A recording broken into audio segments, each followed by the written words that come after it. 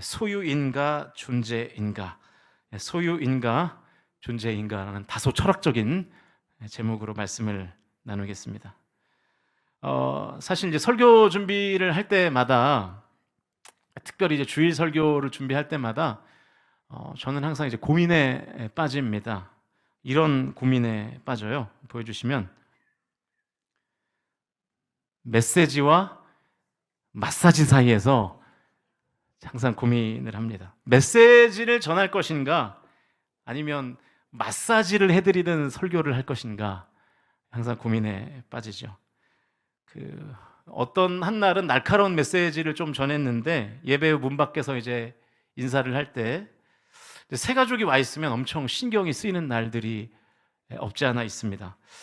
위로받으려고 교회 왔는데 교회에서 또 혼이 났구나, 다음 주부터 안 와야 되겠다, 이런 생각을 하면 어쩌나 할 때가 가끔 있어요. 왜냐하면 메시지는 때로는 날카로울 수 있잖아요. 듣기 싫을 수가 있고요. 그 메시지를 들으면 이제 마음에 좀 부대낌이 있단 말이죠. 반면에 여러분, 마사지는 좋잖아요, 그죠? 마사지들 받아보셨어요? 다들 뭐 돈이 없어가지고 마사지를 못 받죠. 네. 사실 저는 한국에서는 마사지를 단 한 번도 받아본 적이 없고, 이제 베트남에 갔을 때만, 이제 선교하러 베트남에 갔을 때만 받아봤는데, 좋잖아요. 가격도 싸고 편안하게 누워만 있으면 온몸에 이제 뭉친 근육들을 이제 마사지 해주시는 분들이 다 풀어주지 않습니까? 마사지 싫다는 사람은 거의 못 봤던 것 같아요. 저는 개인적으로 이거는 싫더라고요. 마사지 이제 하루 받으러 가면, 이제 거기 전 베트남에서만 받아봤기 때문에 거기 이제 마사지 해주시는 분들이 메시지를 던질 때가 있어요. 어떤 메시지를 던지냐면, 뭐 오빠 아파? 뭐 이런 거 있잖아요. 살살 할까? 뭐 이런 말을 하시면 제가 뭐 어떻게 해야 될지를 잘 모르겠더라고요. 그래서 뭐 오빠 아파 그러시기도 좀 그렇고, 그래서 그때 좀 당황스러운데, 마사지는 좋죠. 이 설교자가 여러분들 이렇게 마사지 해드리듯이 설교하면 성도님들도 마음이 편안하고, 또 귀도 즐겁고, 그렇지 않습니까? 복 받으세요. 어떻게 살든 잘 될 거예요. 이런 얘기들 하면 얼마나 좋아요. 그런 설교가 필요할 때도 있는 것 같습니다. 그러나 성경에는 이 마사지와 같이 듣기 좋은 말씀도 있지만, 때로는 듣기 거북한 날카로운 메시지도 많죠. 징계, 책망, 심판에 관한 말씀이 얼마나 많습니까?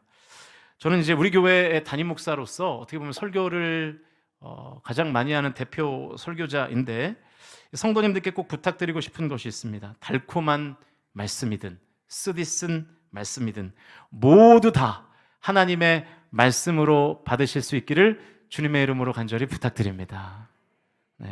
여러분, 달콤한 말씀만 들으면요, 영적인 당뇨병에 걸립니다.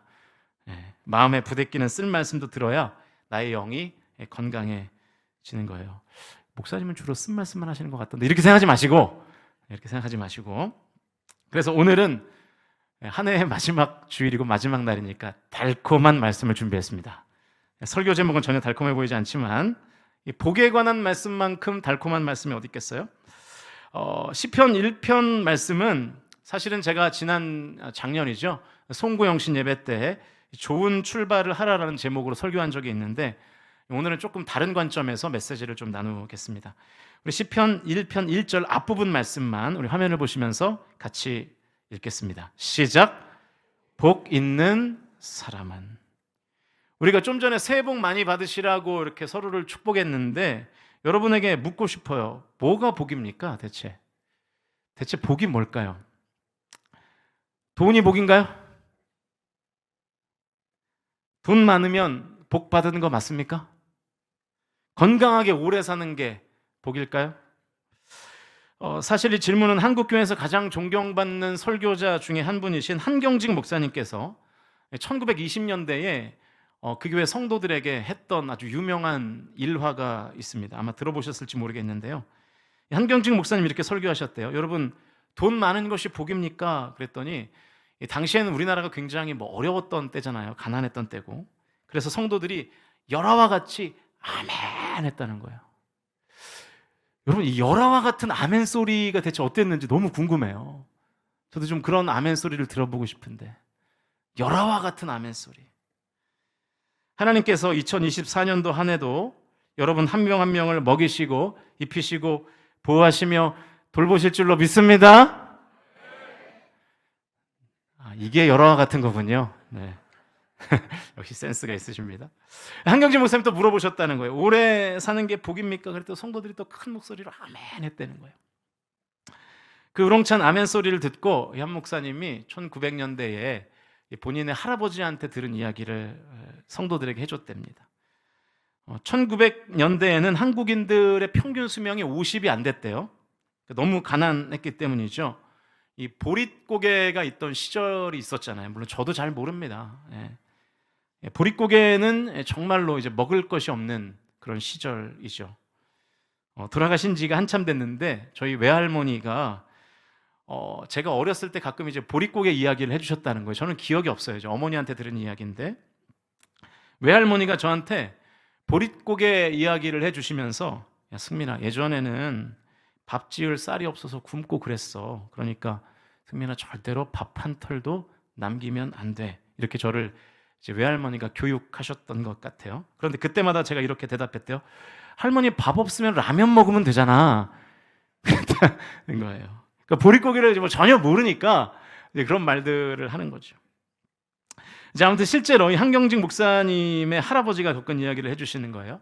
이제 그 시절 그 동네에 한 부자가 있었답니다. 평균 수명이 이 50이 안 되던 시절에 이 부자가 이미 60을 넘겼대요.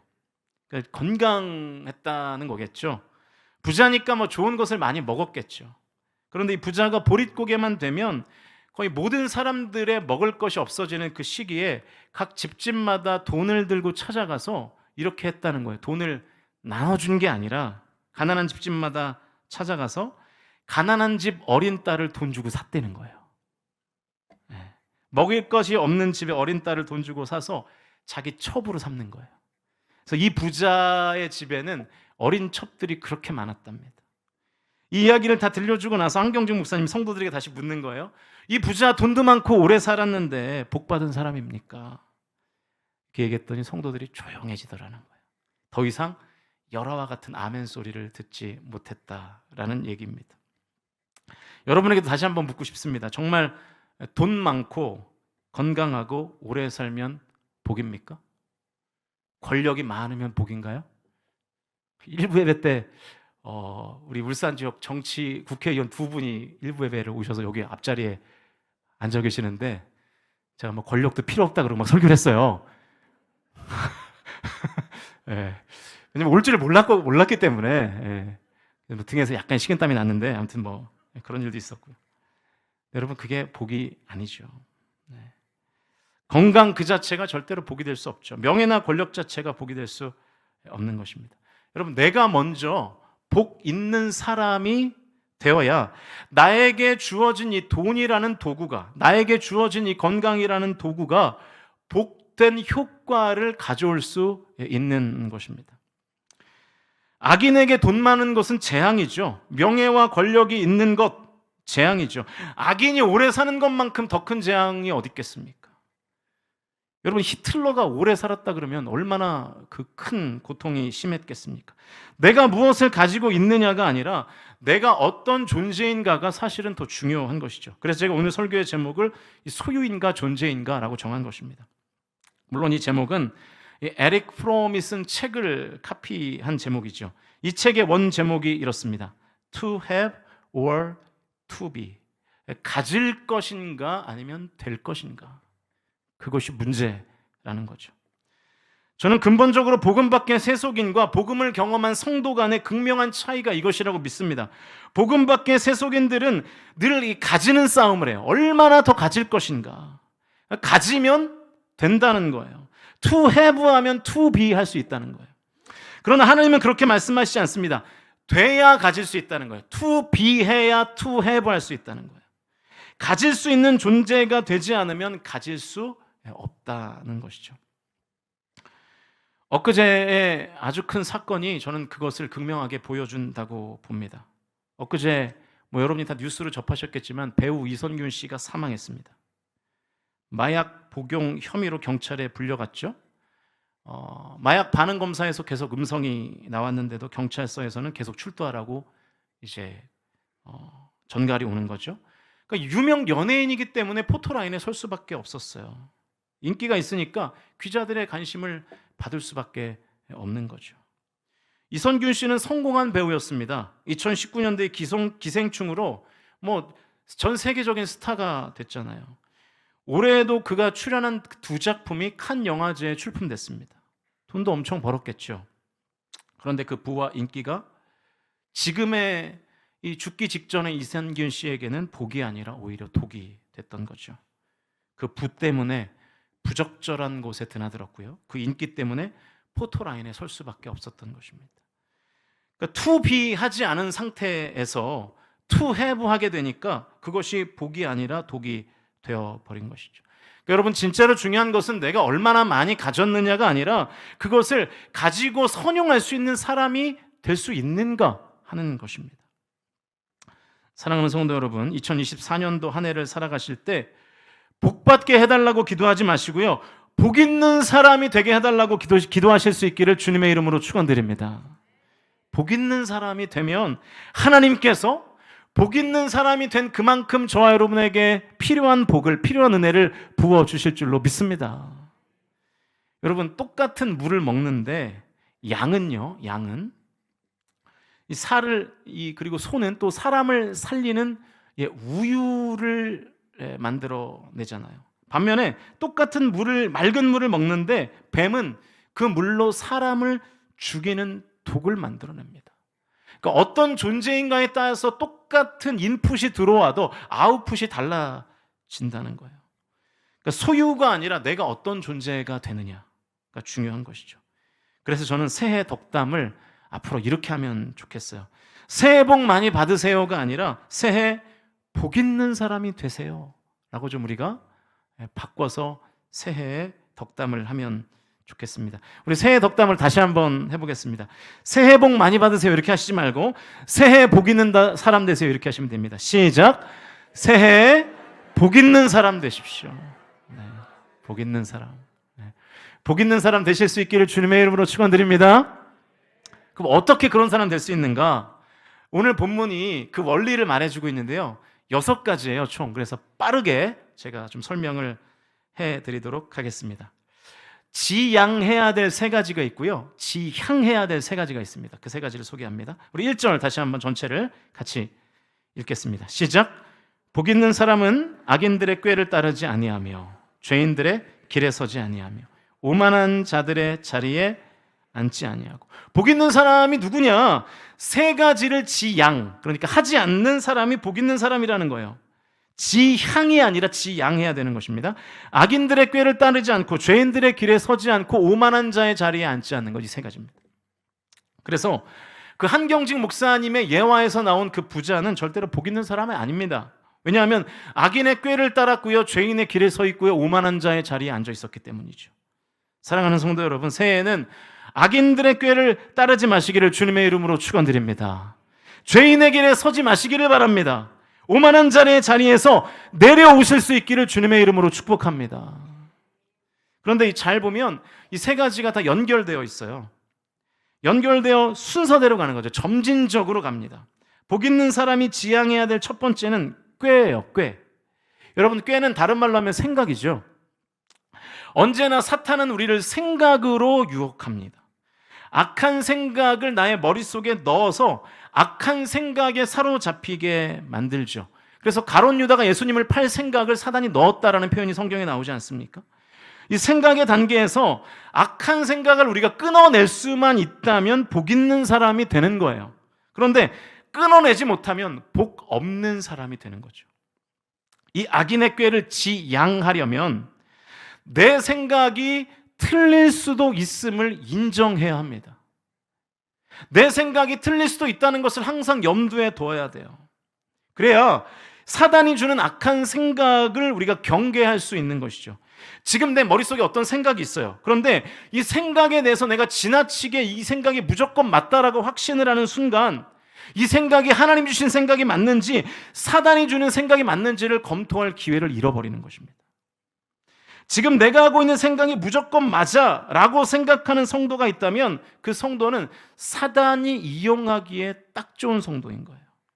악한 생각을 넣어주기만 하면 그 생각에 대한 확신을 가져버리니까 그냥 실행해 버리는 것이죠.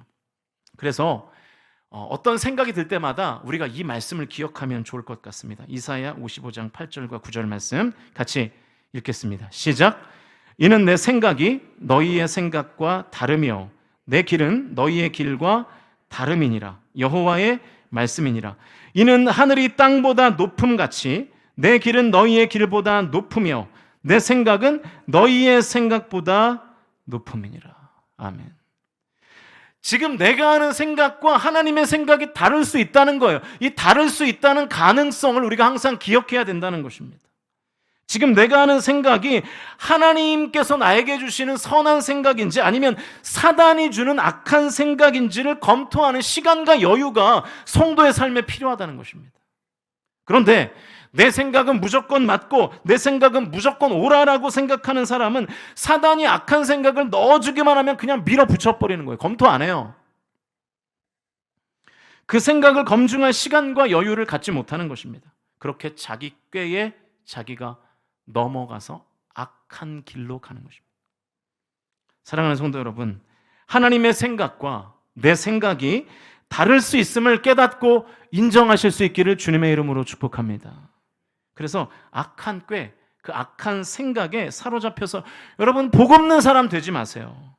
악한 생각이 아니라 하나님의 생각이 과연 나의 생각과 일치하는지 아니면 일치하지 않는지를 늘 점검하셔서 저와 여러분이 복 있는 사람 되실 수 있기를 주님의 이름으로 축원드립니다. 다시 1절 말씀입니다. 같이 읽겠습니다. 시작. 복 있는 사람은 악인들의 꾀를 따르지 아니하며 죄인들의 길에 서지 아니하며 오만한 자들의 자리에 앉지 아니하고. 복 있는 사람이 지양해야 하는 두 번째 요소는 길입니다. 길. 악한 생각을 물리치지 않고 그 꾀를 한 번, 두 번 따르다 보면 어떻게 되는지 아십니까? 길이 생기는 거예요. 이런 거죠. 여러분 원래 길이 존재합니까? 존재하지 않습니까? 원래는 길이라는 건 없어요. 그러면 길이 어떻게 형성되냐면 누군가가 먼저 그 길을 개척해야지 길이 생기는 것이죠. 예를 들면 우리가 등산로를 생각해 보면 처음에 산에는 등산로라는 것이 존재하지 않습니다. 그런데 어떻게 해서 등산로가 생기느냐? 한 사람이 먼저 길 없는 그 산을 무작정 밟으면서 올라가는 거예요. 그러면 먼저 그 길을 개척한 그 사람을 따라서 또 다른 등산객이 그 길을 그대로 밟고 따라 오르는 거고요. 그렇게 여러 사람이 같은 길을 반복해서 오르다 보면 원래 길이 없던 산에 등산로가 생기게 되는 것이죠. 죄의 길이 나는 원리도 똑같습니다. 내 삶에 아직 죄의 길이 나 있지 않은 것을 어떻게 알 수 있느냐? 여러분 우리의 마음은 이래요. 여러분의 학창 시절을 한번 떠올려 보세요. 너무 오래됐죠? 그래서 한번 떠올려 보세요. 떠올려 보시면 여러분 부모님 몰래 죄를 지어본 경험이 있으시죠? 다들 이렇게 착한 척 하시는데 있잖아요. 부모님 몰래 뭐 나쁜 거 보시고 막 그런 적 있잖아요. 그죠? 그럴 때 처음 그 나쁜 짓을 할 때 심장이 어떻게 되죠? 미친 듯이 막 이렇게 뛰잖아요. 마약하는 사람들의 고백을 들어보니까요. 처음에 마약할 때 그렇게 심장이 막 미친 듯이 뛰더라는 거예요. 제 경험 아니에요. 뛰더라는 것입니다. 불륜에 빠진 사람들 처음에 불륜을 저지를 때 가슴이 그렇게 뛴대요. 왜냐하면 걸릴까 봐 무서운 거죠. 왜 무서울까요? 아직 죄의 길이 난 상태가 아닌 거예요. 그런데 그 일을 한 번, 두 번, 세 번, 또 한 번 하고 또 한 번 하면서 반복하면 내 마음속에 죄의 길이 생기는 거 아세요? 더 이상 그 나쁜 짓을 해도 심장이 뛰지 않아요. 두려워지지가 않아요. 그냥 무덤덤해지는 거예요. 처음에는 그 죄를 지을 때 그렇게 가슴이 콩닥콩닥 했는데 더 이상 가슴이 뛰지 않아요. 무섭지 않아요. 죄책감이 안 생겨요. 그리고 그렇게 죄 짓는 일이 점점 더 쉬워지는 것입니다. 이 죄 짓는 일이 쉬워진 상태가 바로 죄의 길이 난 상태예요. 처음에 그 일을 했을 때는 죄책감을 느꼈는데 혹시 지금 여러분 그 일을 똑같이 할 때 죄책감이 없으십니까? 내 삶에 죄의 길이 벌써 나버린 것입니다. 그래서 점점 더 복 있는 사람으로부터 멀어지는 거예요. 오늘이 한 해의 마지막 날이잖아요. 내 삶을 되돌아보기 아주 좋은 날인 것 같아요. 여러분 혹시 여러분의 삶에 죄를 지으면서도 전혀 두렵지 않은 죄가 몇 가지가 있습니까? 오늘 한번 세어보세요. 내 마음속에 몇 가지 죄악의 길이 나 있는지 정말 진지하게 한번 되돌아보는 날로 삼으시길 바랍니다. 그래야 우리가 새해에 복 있는 사람이 될 수 있는 것이죠. 복 있는 사람이 지향해야 될 세 번째는 자리입니다. 자리. 계속해서 그 죄인들의 길을 따르다 보면 결국 이제 이 오만한 자의 자리에 앉게 되는 것이죠. 그러니까 여러분, 이미 자리가 형성됐다는 것은 무슨 뜻이냐면 더 이상 왔다 갔다 하는 길이 아니라는 거예요. 그 자리에 머물러 있는 것입니다. 더 이상 죄에 대해서 양심의 가책은 이제 없을 뿐만 아니라 이제는 그 죄가 아니라고 말하는 거예요. 그러면서 그 죄의 자리에 내가 앉아서 다른 사람들도 그 죄의 자리에 막 끌어오는 것입니다. 이게 오만한 자의 자리에 앉아 있는 상태인 것입니다. 그렇게 복으로부터 멀어지는 것이죠. 제 주변에 이런 사람들이 있어요. 모태신앙이었습니다. 어렸을 적 예수님을 잘 믿었어요. 그런데 어쩌다가 한 번씩 주일을 빠지기 시작했습니다. 처음에 주일을 빠지면요, 여러분 가슴이 콩닥콩닥 뜁니다. 내가 오늘 주일 빠졌는데 이러다 뭐 잘못된 일이 생기는 거 아닌가? 사고 나는 거 아닌가? 뭐 교통사고 나는 거 아닌가? 골프 치러 갔는데 뭐 골프공이 머리에 맞는 게 아닌가? 뭐 이런 이제 별 생각들을 다 하는 거죠.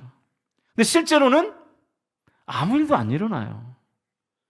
여러분 주일 빠져도 아무 일 안 일어납니다. 빠지라는 뜻은 아니에요. 그래서 이제 계속 빠지기 시작하는 거예요. 세상의 쾌락을 누리며 사는 거예요. 죄의 길이 나은 상태가 되겠죠. 그런데 여러분 그게 끝이 아닙니다. 이제는 죄의 자리에 내가 앉아서 주일 지키는 사람을 부르기 시작하는 거예요. 야, 주일 안 지켜도 벌 안 받아. 걱정하지 마. 에이, 저 쫄보. 그러면서 주일 어기고 여기 와서 같이 죄 짓지 않은 거예요. 같이 쾌락을 즐기지 않은 거예요. 그러니까 죄의 자리로 초청하는 지경에 이르는 거죠. 그럼 제가 주일 성수라는 아주 단적인 예로 들었지만 모든 파멸의 원리가 이와 같습니다. 시작은 악한 꾀로부터 출발합니다. 사탄이 악한 꾀를 주며 따라오라고 하죠. 그때 그 생각을 우리가 물리치지 않으면 죄의 길이 나기 시작하고요. 그 길을 계속 걷다 보면 어느새 오만한 자의 자리가 내 삶에 마련이 되는 것입니다. 여러분 누가 복 있는 사람 될 수 있습니까? 꾀, 길, 자리. 이 세 가지를 지양해야 복 있는 사람이 되는 것입니다. 생각을 조심하는 사람, 죄의 길이 나는 것을 두려워하여서 한 번 죄를 지었지만 회개하고 돌아오는 사람, 오만한 자의 자리에 앉아 있다가도 그 자리가 위험한 자리임을 깨닫고 그 자리에서 내려오는 그 사람이 복된 사람이, 복 있는 사람이 된다는 것을 저와 여러분이 믿으실 수 있기를 주님의 이름으로 축원드립니다. 계속해서 2절 말씀 읽겠습니다. 2절 시작. 오직 여호와의 율법을 즐거워하여 그의 율법을 주야로 묵상하는도다. 자, 1절에서는요 복 있는 사람이 지양해야 될, 그러니까 하지 말아야 될 세 가지를 살펴봤습니다. 2절에서는 그리고 3절까지를 보면 복 있는 사람이 지양해야 될 것이 아니라 지향해야 될 세 가지가 있다고 말씀합니다. 첫 번째로는 무엇을 지향해야 되냐면 율법에 대한 즐거움, 말씀에 대한 기쁨을 지향하는 그 사람이 복 있는 사람이라는 거예요. 그러니까 여러분 무엇을 즐거워하고 무엇을 기뻐한다는 것이 무슨 뜻일까요? 여러분 어떤 것이 기쁘고 어떤 것이 즐거우면요 자발성을 갖게 됩니다. 그러니까 누가 시켜야 하는 게 아니고 그 일이 기쁘면 시키지 않아도 그 일을 하게 되어 있어요. 말씀이 기쁜 사람들은 자발적으로 말씀을 읽습니다. 말씀 읽는 것이 좋으면 누가 읽지 말라고 해도 읽게 되어 있어요. 찬양이 기쁜 사람들은 찬양하지 말라 해도 찬양합니다. 기도하는 것이 기쁜 사람들은 기도를 못하게 해도 여러분 기도한다고요. 25일 성탄절 예배를 우리가 지난 월요일에 드렸잖아요. 여러분 예배 끝나고들 뭐 하셨습니까? 성탄 예배를 마치고 저희 가정은 간절곶을 다녀왔습니다. 울산에 와서 초반에는 좀 간절곶을 많이 갔는데 약간 멀잖아요, 그죠? 바닷가 치고도 간절곶이 약간 멀어요. 그래서 점점 안 가게 되더라고요. 그런데 제 아내가 100년 서생의 고추튀김을 먹어야겠다는 거예요. 100년 서생은 뭐냐? 이 밥집 이름입니다. 밥집 이름. 이 14,000원짜리 톱밥 정식을 아주 잘하는 집인데 음식이 홍보하는 건 아닙니다. 저랑 아무 상관없는 집이에요. 음식이 괜찮습니다. 물론 이제 간절곶에서 가장 맛있는 음식점은 저기 피자 삼촌이라고 예, 우리 이예숙 집사님의 남편이 운영하시는 피자 삼촌이라고 거기가 제일 맛있습니다. 거기 제가 지지난주에 거기 갔다 왔는데 거기 좀 많이 좀 가세요. 간절국 가시면. 근데 이제 제 아내가 이렇게 고추 튀김을 찍었기 때문에 할 수 없이 거기를 갔어요. 너무 먹고 싶다는 거예요. 또 이제 임신 9개월이니까 그죠? 또 먹고 싶다는 것도 안 먹여줄 수 없잖아요. 아내가 이제 고추 튀김을 먹는다는 생각에 그냥 얼굴에 환한 미소가 막 생기는 거예요. 평소는 멀다고 잘 안 가던 곳을 간절곳을 갔습니다. 심지어 누가 운전을 했을까요? 아내가 운전을 했습니다. 오해하지 마세요. 제가 시킨 게 아니에요. 저는 제가 하겠다고 했어요. 그런데 자기가 하겠다는 거예요. 목사님 피곤하지 않냐? 그러면서 자기가 하겠다는 거예요. 자발성이 막 생기는 거죠. 기쁘니까. 또 예배 끝나고 또 혼나겠네요. 아무튼 자, 이렇게 기쁘면 여러분 기쁘면 이제 자발성이 이렇게 생기는 것입니다. 즐거우면 절대로 억지로 하지 않죠. 누가 시키지 않아도 스스로 합니다. 하나님께서 그런 성도들을 복 있는 사람으로 세우는 거죠. 이 예배에 관한 유명한 구절이 요한복음 4장 23절 24절인데 우리 화면을 보시면서 같이 읽겠습니다. 시작. 아버지께 참되게 예배하는 자들은 영과 진리로 예배할 때가 오나니 곧 이때라. 아버지께서는 자기에게 이렇게 예배하는 자들을 찾으시느니라. 하나님은 영이시니 예배하는 자가 영과 진리로 예배할지니라. 하나님께서 영과 진리로 예배하라고 말씀하십니다. 개역 성경에서는 신령과 진정으로 예배하라라고 번역했죠. 여러분, 신령과 진정으로 예배한다는 것이 무슨 뜻입니까? 기쁨으로 자발적으로 예배하라는 거예요.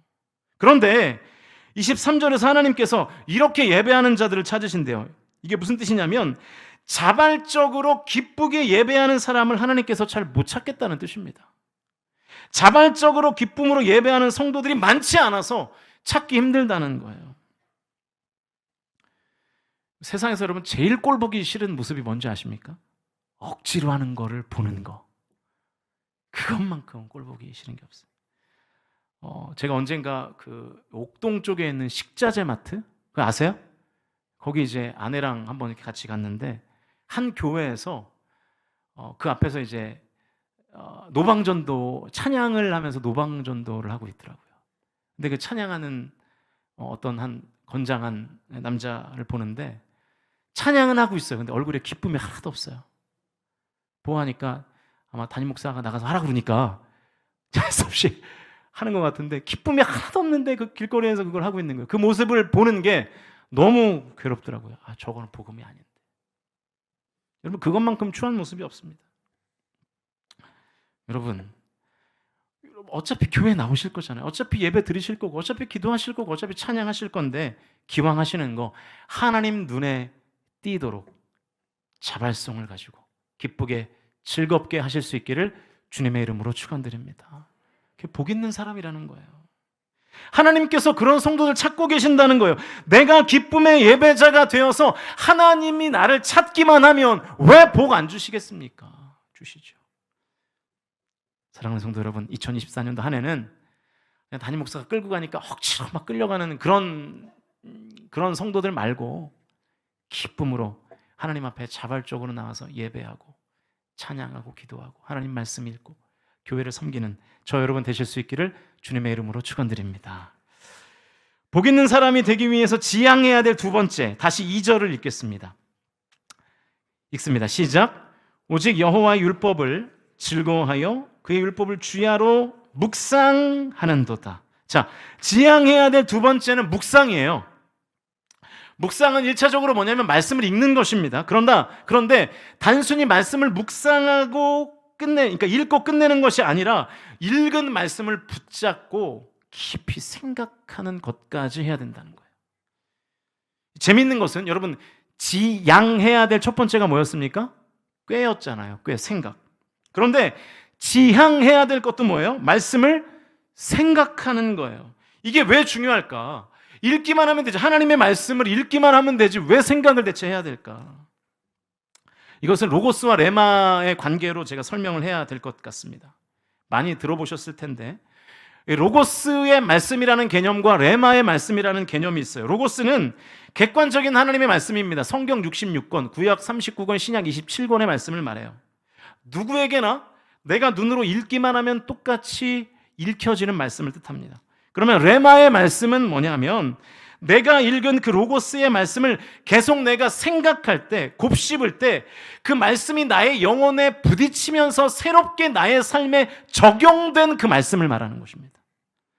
어떤 때 읽은 그 말씀이 내가 계속해서 묵상할 때 그 말씀이 내 인생을 바꿀 때가 있어요. 나를 전복시킬 때가 있어요. 내 영혼을 새롭게 할 때가 있단 말이죠. 내 삶에 적용되는 거예요. 이게 레마의 말씀입니다. 이번 제2차 은혜로다 부흥회 때 제가 5일 동안 말씀을 증거했잖아요. 2명의 성도님이 저에게 간증을 해주셨어요. 목사님이 전하는 말씀이 나의 삶에 이렇게 해석되어서 부딪혔다는 거예요.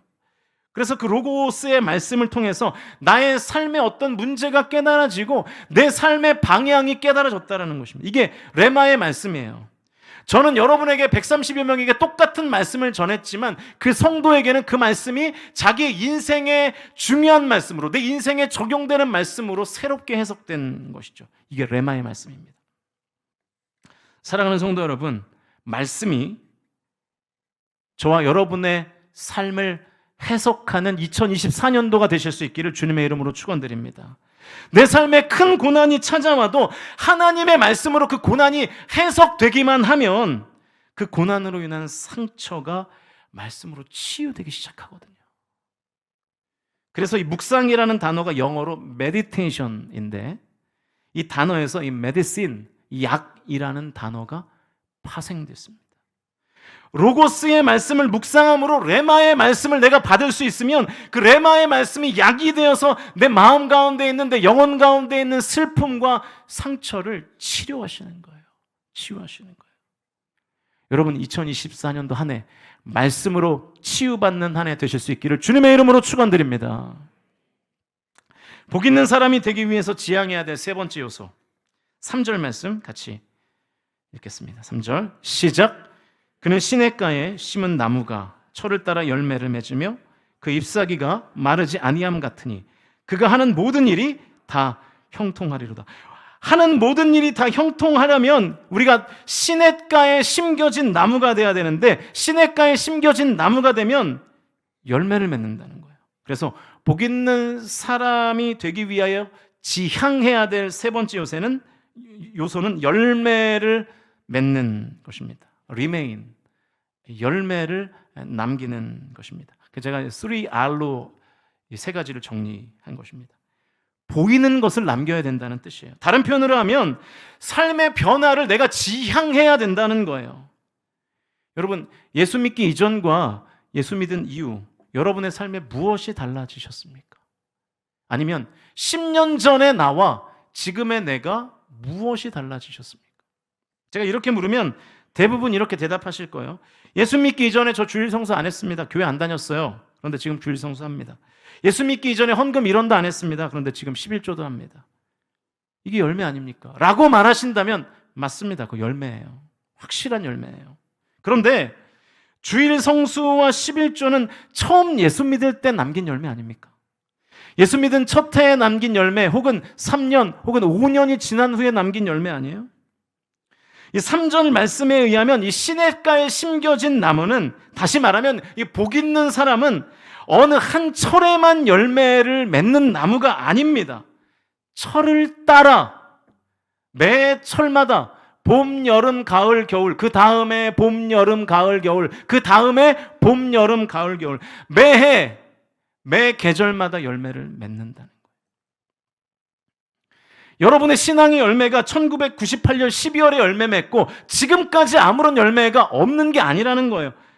2000년도에도, 2001년도에도, 2005년도에도, 2010년도에도, 2020년도에도, 2023년도에도 새로운 열매가 맺히는 삶이 되어야 한다는 것입니다.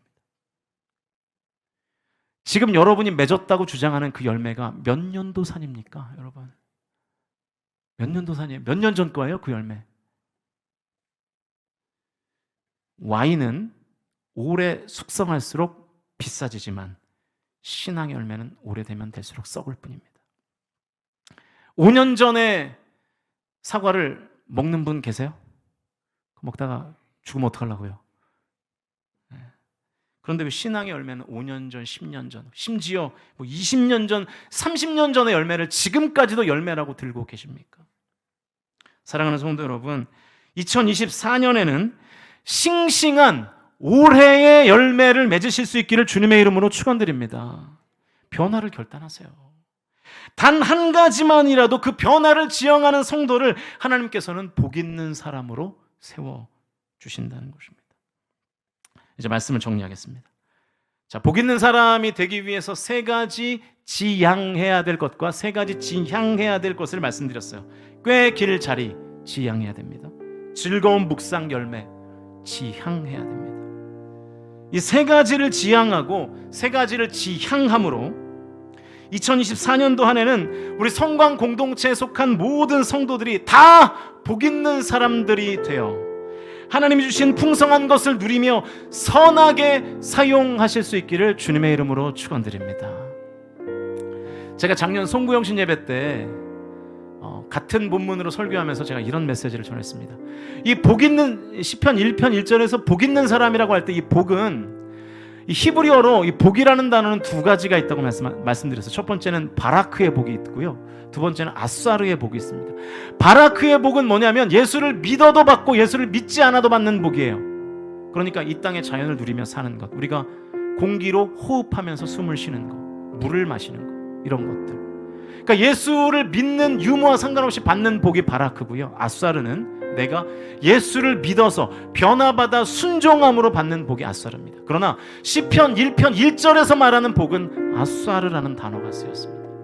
그러니까 우리가 복 있는 사람이 되기 위해서는 그냥 주님 복 주십시오, 복 주십시오 한다고 복 있는 사람이 되는 게 아니라 내가 변화되기를 결단하고 내가 하나님 앞에 순종하기를 결단하고 내가 20년 전의 열매로 2024년도로 사는 것이 아니라 2024년도의 열매를 가지고 주님 앞에 나아가겠습니다라는 결단을 통해서 내 삶에 복이 임하는 것이고 내가 복 있는 사람이 되는 것입니다. 사랑하는 성도 여러분, 우리 교회 이제 53년 차 되는 교회가 됐습니다. 우리 성광 공동체가 53년 차의 새로운 열매를 맺을 수 있기를 주님의 이름으로 축원드립니다. 예전에 30년 전에 이랬다, 30년 전에 우리 교회가 어땠다 그런 얘기 할 게 아니라 지금 2024년도에 우리가 새로운 열매를 맺기로 결단하는 우리 성광의 모든 가족들 다 되실 수 있기를 주님의 이름으로 간절히 축원드립니다.